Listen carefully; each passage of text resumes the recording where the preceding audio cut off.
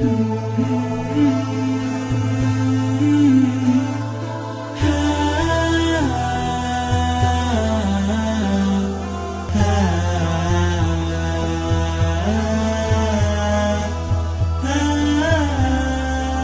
tentang Abu Hanifah rahimahullah. Abu Hanifah salah satu imam madhab. Beliau pernah, teman-teman sekalian, sementara pengajian seperti ini, ada orang rupanya di dalam majelis murid-muridnya rambutnya berantakan, bajunya kotor, kelihatan orangnya kayak susah sekali gitu. Waktu selesai pengajian, kata Abu Hanifah rahimahullah, kesinilah. Dia tahu kalau ini orang sering hadir pengajian gitu kan. Datang dia, kata Imam Abu Hanifah, itu mihrab di depan ada sejadah saya, kebetulan beliau imam. Angkat sejadahnya, ambil sesuatu di bawahnya. Ada sesuatu di bawahnya, ambil. Orang itu pergi, diangkat sejadah, ada sekitar 500 dirham kalau tidak salah ya. Cukup besar, kalau kita sekarang belasan juta lah. Lalu orang itu bawa, ini imam. Imam kalau kita sekarang kiai ya, ini imam gitu, Imam Abu Hanifah. Kata Abu Hanifah, ambillah, perbaiki hidupmu. Jangan kau susah seperti ini, jadiin modal, jadiin apa, pokoknya ambillah. Abu Hanifah kebetulan ulama besar dan kaya raya. Dan Abu Hanifah adalah pengusaha terbesar di Irak kain sutra waktu itu ya. Beliau juga imam mazhab, beliau juga adalah seorang pengusaha yang kaya raya.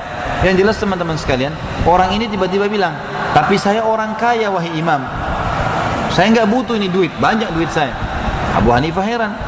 Beliau mengatakan, kalau begitu, mana kau dari sabda Nabi Muhammad SAW? Ada hadis Nabi bunyinya, ini riwayat ahli sunnah dan sanad sahih. Kata Nabi SAW, Inna Allah yuhibbu an yara athara ni'amihi ala abdi.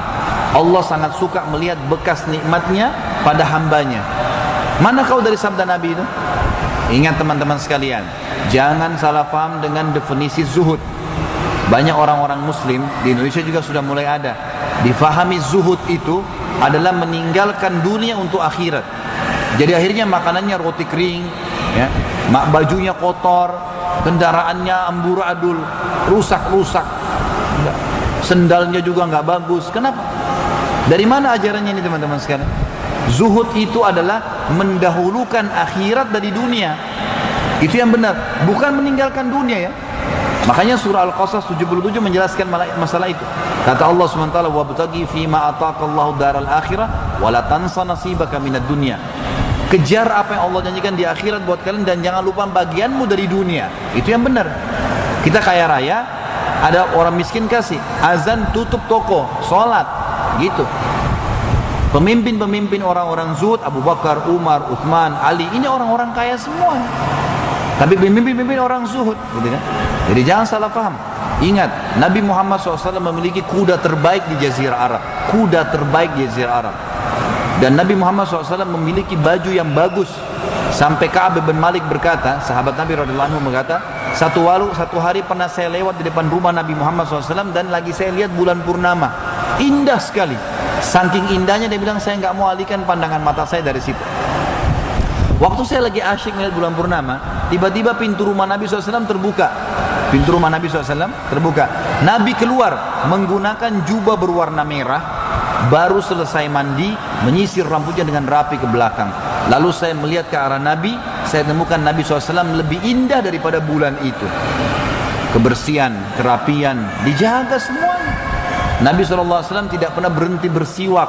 Mau masuk rumah, mau bangun tidur, mau tidur, semuanya, mau sholat. Bahkan beliau mengatakan setiap kali kalau saya tidak beratkan umatku, saya suruh bersiwak setiap kali mau sholat, supaya bersih bau mulutnya, penampilannya dijaga. Nabi SAW meletakkan serbuk yang wangi dari negeri Syam. Kalau kita sekarang bedak atau minyak wangi yang dibubuhi dari batang leher beliau sampai kaki beliau. Dan itu disuruh istrinya, kecuali kemaluan beliau letakkan sendiri SAW. Nabi SAW bersih, rapi. Sendalnya Nabi sampai sekarang masih ada. Sekarang disimpan di museum. Kalau saya tidak salah di Mesir atau di Turki ya. Saya lihat gambarnya, itu ditulis sendal Nabi SAW masih ada sampai sekarang, dari kulit yang bagus. Tapi teman-teman, kita bukan mubadzir, bukan berlebihan, bukan juga terlalu pelit, berada di tengah-tengahnya. Kita disuruh nikmatin, silakan nikmatin, tapi jangan sampai pelit.